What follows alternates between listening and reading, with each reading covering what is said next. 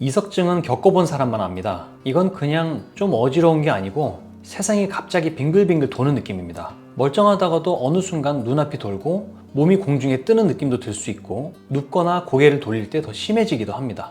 더 무서운 건요, 어지럼증은 멈췄는데 공포감이 계속 남는다는 거예요.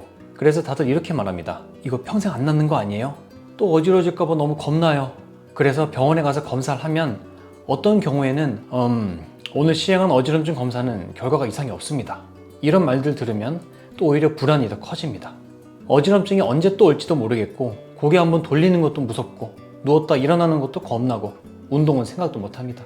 그래서 오늘 영상에서는 이석증 치료 이야기를 하기 전에 어떤 증상이 있을 때 이석증 가능성 높은지, 또 절대 혼자 판단하면 안 되는 어지럼증은 어떤 경우인지 정리해 드리겠습니다. 이 기준만 명확해져도 불안은 확 줄어들 거예요. 먼저 이석증 가능성이 높은 경우부터 보겠습니다. 첫 번째 기준입니다. 어지럼이 고개를 움직일 때만 확 심해지나요? 특히 누울 때, 침대에서 돌아 눕는 순간, 고개를 들어 위를 쳐다볼 때 세상이 빙글빙글 도는 느낌이 강하게 오나요? 가만히 있을 땐 괜찮다가 특정 자세에서만 갑자기 어지럽다면 이석증 가능성이 꽤 높습니다. 두 번째 기준입니다. 어지럼이 지속되나요? 이석증은 보통 수초에서 길어도 1분 이내로 아주 강하게 돌고 시간이 지나면 잦아듭니다. 그런데 그 자세를 다시 하면 또 반복됩니다. 계속 하루 종일 어지럽다 보다는 특정 순간에 확 돌고 멈춘다. 이 패턴이 중요합니다.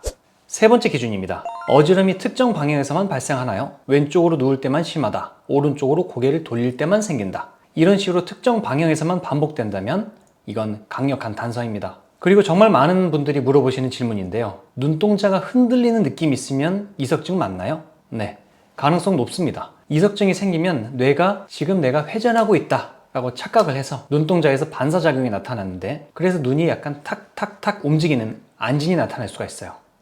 하지만 본인은 잘 못 느끼는 경우가 많기 때문에 가족이나 보호자가 관찰해주면 도움이 됩니다. 여기까지 들으면서 나랑 비슷한데? 이렇게 느꼈을 수도 있습니다. 그런데 여기서 정말 중요한 점이 하나 있는데요. 어지럼증이라고 다 이석증은 아닙니다. 만약 어지럼증과 함께 한쪽 팔다리에 힘이 빠진다거나 말이 어눌해진다던가 한쪽 얼굴이 이렇게 처진다거나 심한 두통이 같이 온다면 이건 이석증을 자가 판단할 단계가 아닙니다. 필요하면 바로 병원 응급실로 가셔야 됩니다. 이제 환자분들이 이석증에 관해 가장 많이 오해하는 부분을 짚어보겠습니다. 첫 번째 오해, 귀에서 돌 떨어지는 소리가 나면서 어지러웠다. 이석증은 소리와는 거의 관련이 없습니다. 이석은 너무 미세해서 움직인다고 귀에서 들릴 만한 소리를 만들 수가 없어요. 이석증은 소리가 문제가 아니라 균형을 담당하는 감각이 뇌를 속이면서 세상이 도는 것처럼 느껴지는 병입니다. 두 번째 오해, 이석증 치환 운동을 따라하면 도움이 된다. 이건 좀 위험한 생각인데요. 이석증은 후반고리관, 수평반고리관, 전반고리관으로 종류가 나뉘고 종류에 따라 치환법이 완전히 다릅니다. 내 타입이 아닌 운동을 무작정 따라하면 안 낫는 정도가 아니라 오히려 증상이 심해질 수가 있습니다. 잘못하면 이석이 반고리관이 더 깊은 곳으로 들어가게 되거든요. 세 번째 오해, 뇌 CT나 MRI는 정상인데 왜 계속 어지럽나요? CT나 MRI는 이석증을 확진하는 검사가 아닙니다. 뇌출혈, 뇌경색, 종양과 같은 위험한 질환을 배제하기 위한 검사입니다. 그래서 이런 영상학적 검사 결과가 정상이라는 건 아무 문제가 없다가 아니라 지금 당장 위험한 질환은 아니다 라는 중요한 정보입니다. 그래도 이런 검사를 통해 뇌가 괜찮다는 것을 알고 있으면 불안이 조금은 줄어들겠죠.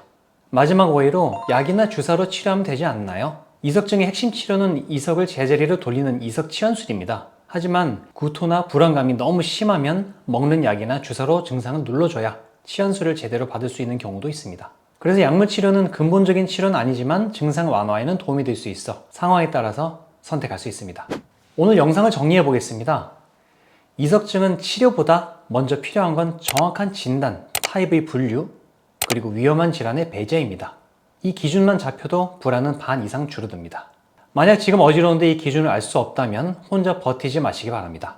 이비인후과나 신경과 내원에서 내 상태를 꼭 확인해 보시기 바랍니다. 지금까지 시청해 주셔서 감사합니다.